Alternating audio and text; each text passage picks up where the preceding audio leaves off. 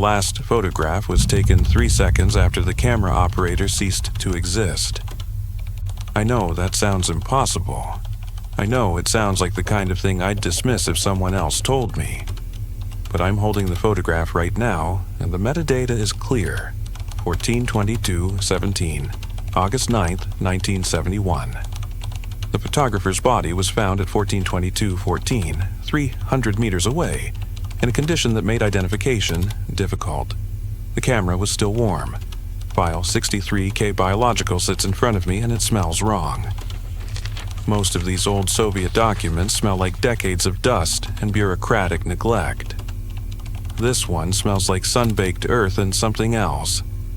Something organic that shouldn't have survived the archival process. When I opened it, a few grains of sand fell out. Not dust, sand, coarse, yellow, the kind you find in the Central Asian steppes. The sand is still warm. The official designation is Object KH7, Anomalous Predator Documentation.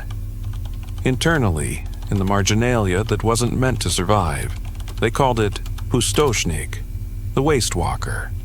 And according to 17 separate incident reports, 12 autopsy files, and one absolutely terrified zoologist's final journal entry, it walked the Kazakhstan steppe for 9 months in 1971 before it simply stopped existing. Not died, not went into hiding, stopped existing. Here's how it started. April 1971. A Soviet geological survey team was mapping mineral deposits in the Betpak-Dala region. The Hunger Steppe, they call it. And the name isn't poetic, it's one of the most desolate places on Earth. Flat, featureless, a sea of dead grass and alkaline soil stretching to every horizon. The kind of place where you can see for 30 kilometers and there's nothing to see. The team consisted of 7 men operating out of a mobile camp.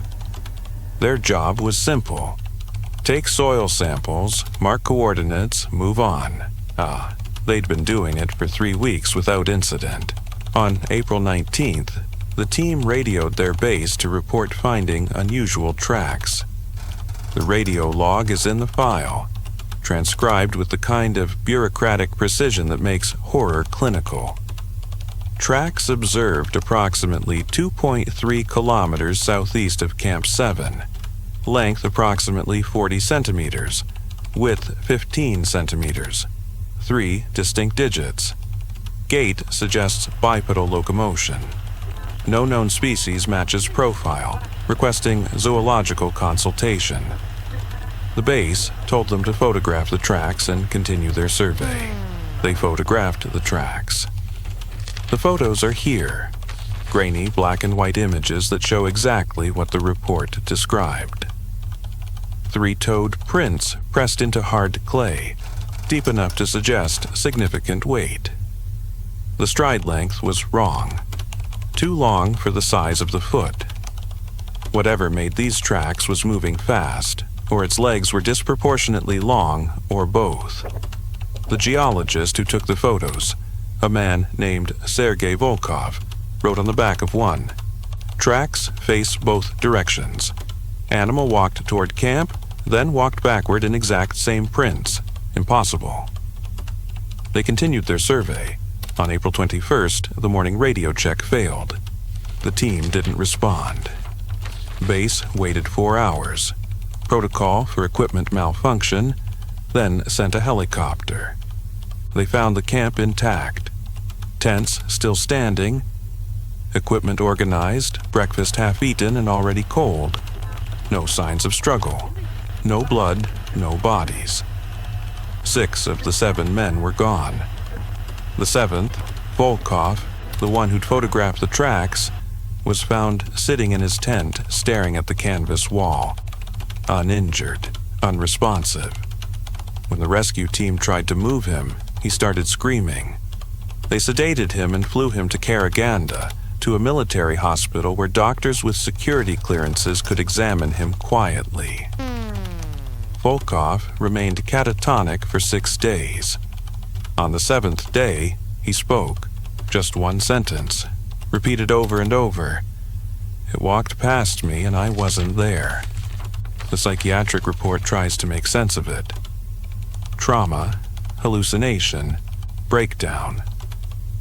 But buried in the medical notes, there's an observation from the night shift nurse. Patient's shadow falls in wrong direction. Light source in east, shadow points east. Show doctor. Doctor has no explanation. Recommend transfer. Volkov was transferred to a psychiatric facility in Moscow. He died 3 weeks later. The official cause was heart failure. He was 29 years old, no prior cardiac issues, and the autopsy showed a heart that looked. The pathologist struggled with the description. Desiccated, as if deceased had been dead for several days in hot climate prior to actual death. The 6 missing geologists were never found, but on April 28th, a shepherd reported finding bodies in the steppe 60 kilometers from the original camp. He led authorities to the site. They found 4 of the missing men. The bodies were arranged in a perfect line, exactly 2.3 meters apart, all facing east. No wounds, no signs of violence, just dead. The condition of the corpses is described in clinical detail across 3 pages of the autopsy report, and I'm going to give you the summary because the full description made me put the file down for 20 minutes. The bodies were desiccated, mummified, as if they'd been lying in the desert sun for months, not days.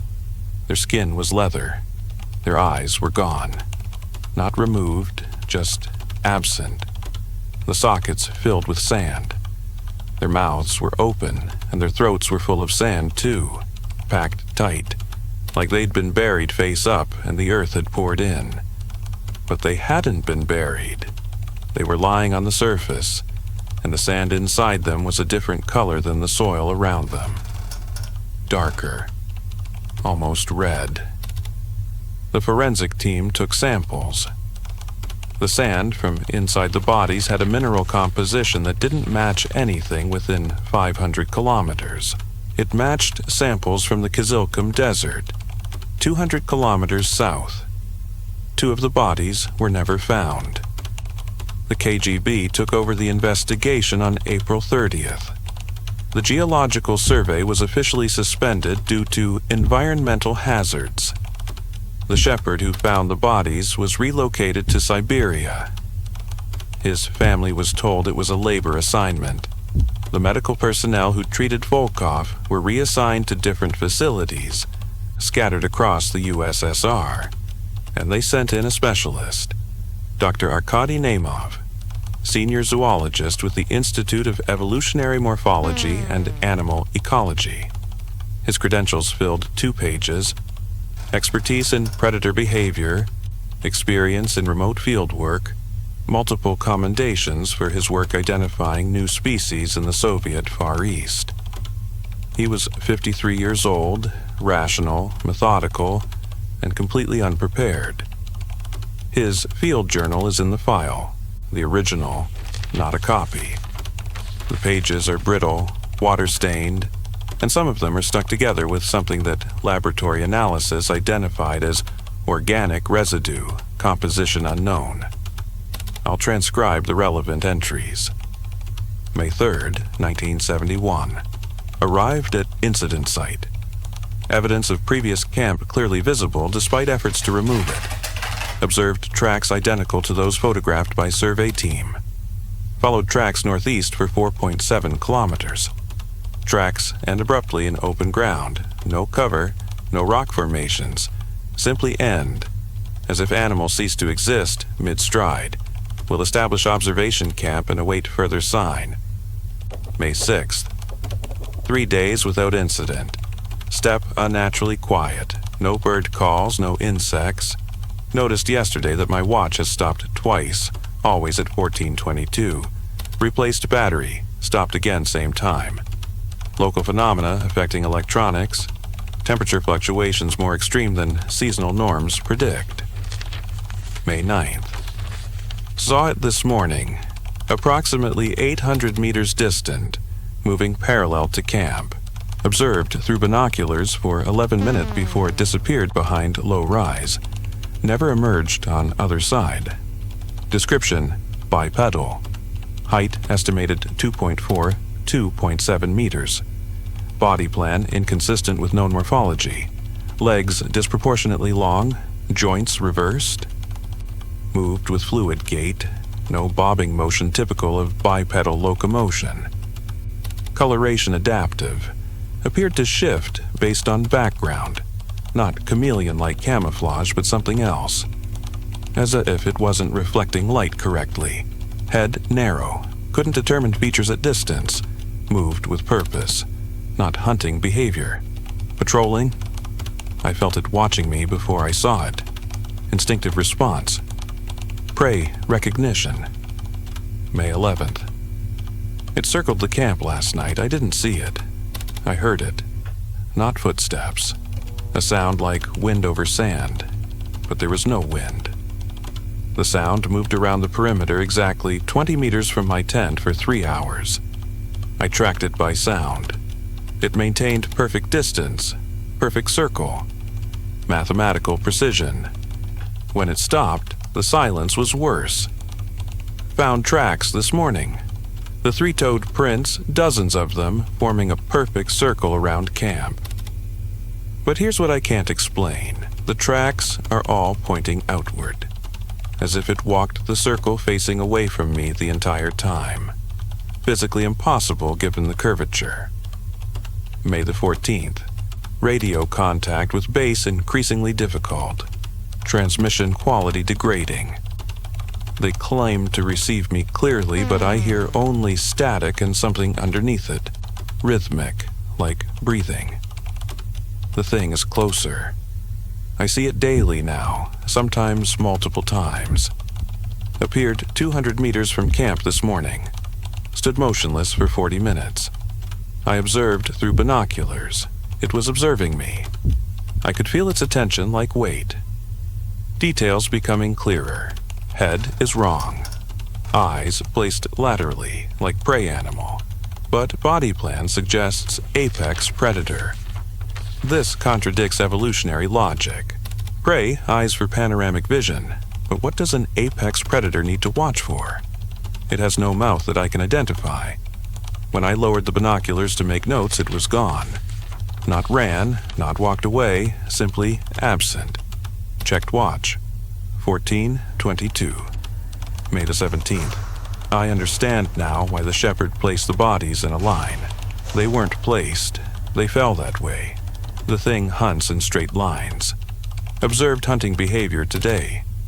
It appeared 1.2 kilometers to the south. Moved north at constant speed. Perfectly straight trajectory. An antelope. Saiga, small herd, froze when it approached. Didn't run, couldn't run. It walked through the herd in a straight line and 3 animals simply fell.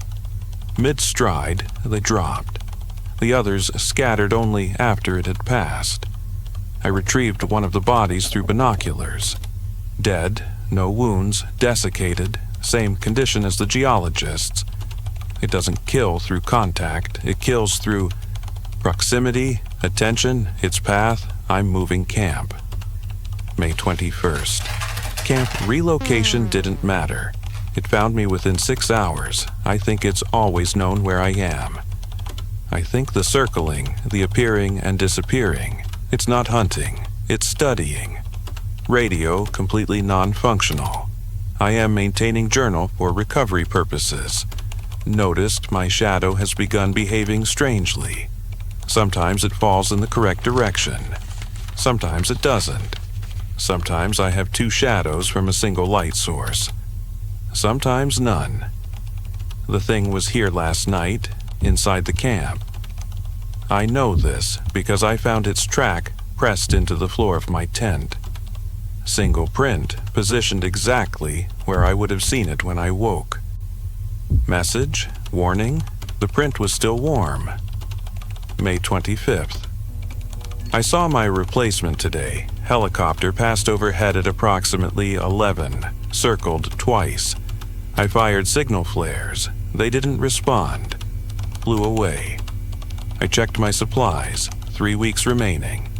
Enough to reach the nearest settlement if I abandon equipment and walk. The thing is now visible, constantly. It stands at varying distances, perfectly still for hours. Sometimes it's to the north, sometimes south. I'll look away, and it's in a different position, but I never see it move.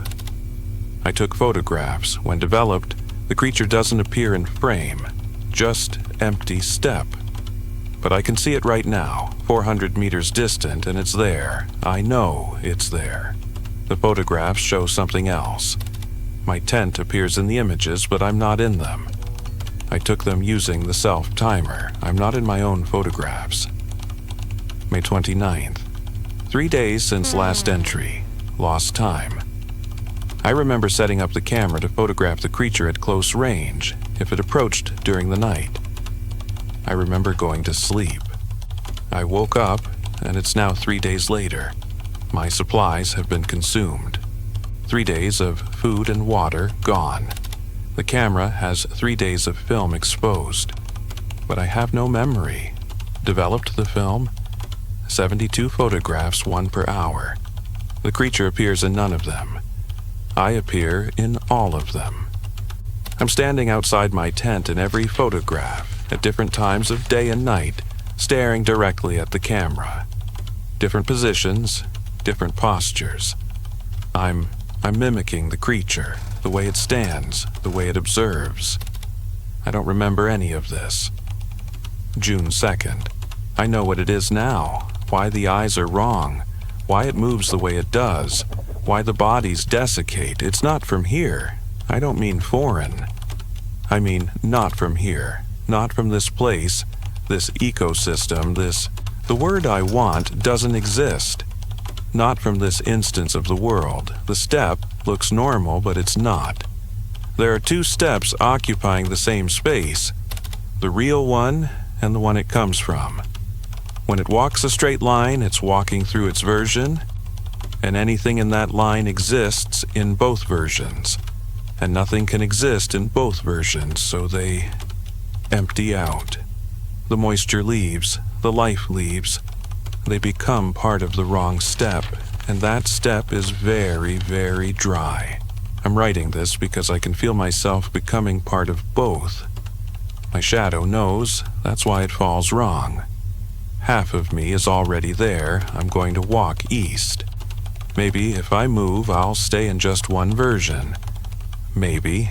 That's the last entry. The journal was found on June 9th by a KGB recovery team. It was sitting on a folding table in Namov's abandoned camp, the final page open as if he'd just finished writing. The ink was still wet. Dr. Namov's body was found 14.6 kilometers east of the camp, lying on his back in the middle of absolutely nothing. No cover, no shade, just open steppe.